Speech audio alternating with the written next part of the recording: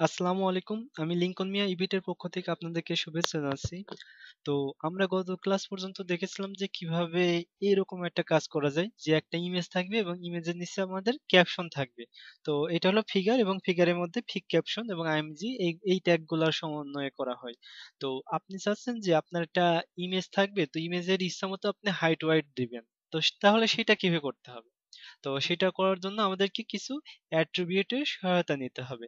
যেমন চাচ্ছেন যে আপনি এই ফটোটা আপনি আরো বেশি ওয়াইড দেখাতে চাচ্ছেন, যেমন আমাদের বর্তমানে আছে কত 200 পিক্সেল ওয়াইড আছে, বাট আপনি চাচ্ছেন 200 পিক্সেলের ওয়াইডের এই ফটোটাই আমাদের দেখাবে কত 400 পিক্সেল দেখাবে।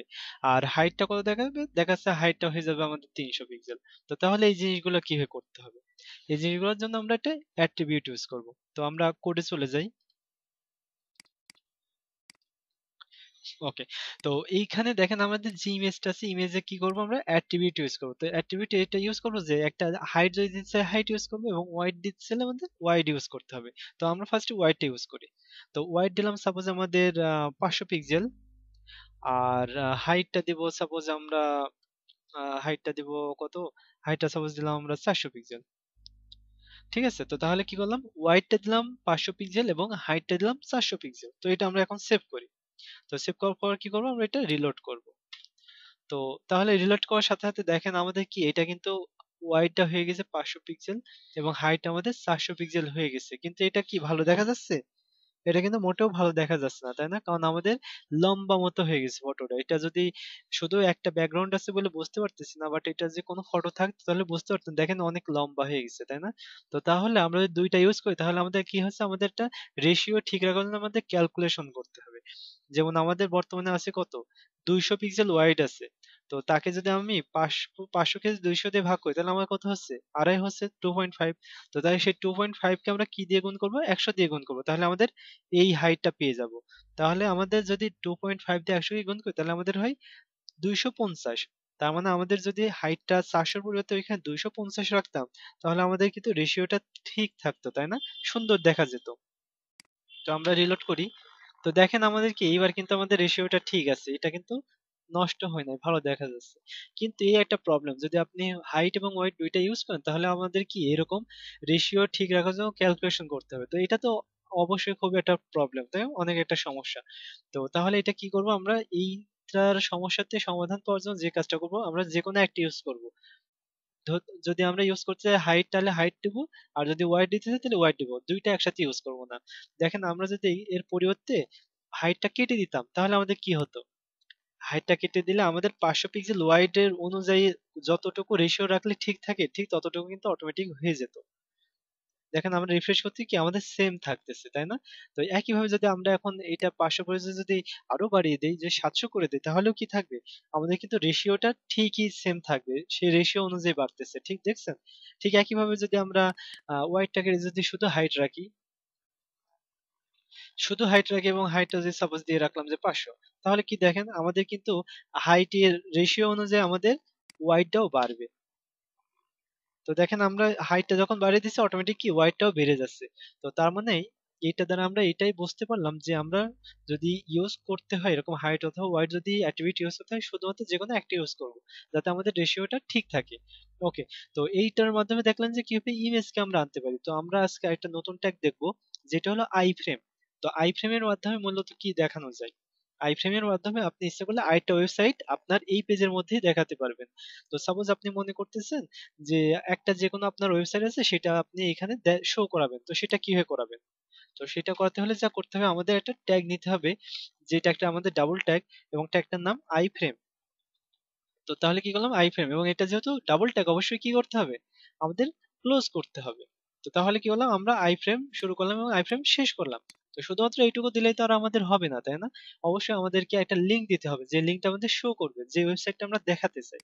তো সাপোজ আমরা তাহলে এই লিঙ্কটা দেখাতে হলে আমাদের কি করতে হবে, একটা অ্যাট্রিবিউট ইউজ করতে হবে, যে অ্যাট্রিবিউটটার নাম এসআরসি। তো এসআরসি ইকুয়াল, এবার আমরা কি করব, আমাদের এই যেই ওয়েবসাইটটা দেখা যাচ্ছে সেটার নাম দেব। তো সাপোজ আমি একটা যে কোনো একটা ওয়েবসাইট দিলাম, rexot.com। সাপোজ আমি একটা ওয়েবসাইট দিলাম, তো এখন এটা সেভ করলি এবং এটা কি করবো এবার, এইখানে আমরা এবার রিলোড দিব। তো দেখি আমাদের আসলে দেখা যায় কিনা সাইটটা। তো দেখেন এই যে এইখানে কিন্তু দেখা যাচ্ছে, দেখছেন? আচ্ছা আমরা ইমেজের একটু ছোট করে দেই, তাহলে ভালো বুঝতে পারবো। ইমেজটা সাপোজ আমরা 200 করে রাখি। আচ্ছা, এবং আমরা আবার রিলোড করি। তাহলে দেখেন এই যে rexot.com সেটা কিন্তু আমাদের এইটুকুর মধ্যে দেখা যাচ্ছে। কিন্তু দেখেন এটা কিন্তু আপনি নির্দিষ্ট কোনো হাইট দেন নাই বা ওয়াইড দেন নাই, ওর ইচ্ছা মতো দেখাচ্ছে, তাই না? তো এইটাকে যদি এখন আপনারা ইচ্ছা করতে যে নিজের ইচ্ছা মতো কোনো হাইট দেবো বা ওয়াইড দেবো, তাহলে সেটা কিন্তু আমরা করতে পারবো ঠিক আগের মতোই। তো কি করতে হবে, এটাকেও আমাদের হাইট অথবা ওয়াইড যে কোনো একটা অ্যাট্রিবিউট ইউজ করবো। তো আমরা দুইটা ইউজ করতে হবে, এটা এইখানে কোনো সমস্যা নেই। সাপোজ আমরা ওয়াইডটা ফার্স্ট ইউজ করি। ওয়াইড কত দিব, ওয়াইড দিলাম 700 পিক্সেল। তো তাহলে দেখি আমাদের কি রকম হয়, 700 পিক্সেল দিলাম। তো এখন যদি আমরা রিলোড করি, তাহলে কি দেখতে পাচ্ছি, আমাদের দেখেন 700 পিক্সেল জুড়ে কিন্তু এটা দেখাচ্ছে। তো এখন ঠিকই যদি আমরা এখানে ওয়াইডটার পরিবর্তে ওয়াইডও রাখলাম, আবার হাইটও চাচ্ছে, হাইটটাও বাড়াবো। তো হাইট ইকুয়াল কত দিব, হাইটটা আমরা 500 দিলাম, 500 পিক্সেল। তো তাহলে কি হয় দেখেন, এখন যদি আমরা রিলোড করি, তাহলে দেখতে পাচ্ছি দেখেন আমাদের ওয়াইডটা আছে এবং হাইটটাও সাথে সাথে বেড়ে গেছে। তো তাহলে আমরা দেখতে পাচ্ছি খুব সুন্দরভাবে কিন্তু আমরা হাইট ওয়াইড ইচ্ছা মতো চেঞ্জ করতে পারতেছি। তো এটা তো পার্সেন্টে দেখলাম, ইচ্ছা করলে আপনারা কিন্তু ওয়াইডটা 100% ইউজ করতে পারেন। যদি সম্পূর্ণ ফুল পেজ যদি দেখাচ্ছেন, জাস্ট 100% ইউজ করেন এবং সেভ করেন। তাহলে এখন আমরা যদি আবার রিলোড করি, তাহলে কি দেখতে পাবো, দেখেন আমাদের সম্পূর্ণ জায়গা জুড়ে কিন্তু আমাদের এই রেক্সোর টিম এটা দেখাচ্ছে, মানে এই rexot.com সেটা দেখাচ্ছে। তো এটা তো আমি নিয়ে আসলাম কি আলাদা একটা ওয়েবসাইট নিয়ে আসলাম, তাই না? কিন্তু আপনি যদি মনে করেন যে না, আপনার যে ওয়েবসাইট আছে সেইটাই আপনি দেখাবেন, বা আপনার এর মধ্যে আরেকটা পেজ আছে আপনার প্রজেক্টের মধ্যে, সেইটা আপনি দেখাবেন, তবে সেটা কিভাবে করবেন? তো সেটা করতে হলে যা করতে হবে, সেটা করতে হলে আমাদের কি করতে হবে, আমাদের একটা পেজ ফার্স্টে লাগবে। এই প্রজেক্টের মধ্যে আলাদা একটা পেজ লাগবে, তো আমরা আলাদা একটা পেজ নিয়ে আসি। তো আমরা গত ক্লাসের প্রজেক্টের থেকে পেজটা কপি করে নিয়ে আসলাম, নিয়ে আসে এইখানে রাখি। আচ্ছা, আমাদের সেম নাম হয়ে যাচ্ছে, তো আজকের প্রজেক্টটার নাম একটু চেঞ্জ করে দিই, প্রজেক্ট ইন্ডেক্স মেন দেই। এবং আমরা যেটা নিয়ে আসলাম নতুন করে, সেইটা রাখি হলো একটু নামটা বোঝার জন্য ফ্রেম রাখলাম যাতে বুঝতে পারি। Okay fine. তো এখন কি করবো, তাহলে এই frame ডট এইচটিএমএল যেটা আছে এইটা আমরা দেখাবো। তো এইটা দেখাতে হলে কি করতে হবে, এটা দেখাতে হলে কোনো ব্যাপার না, জাস্ট আমরা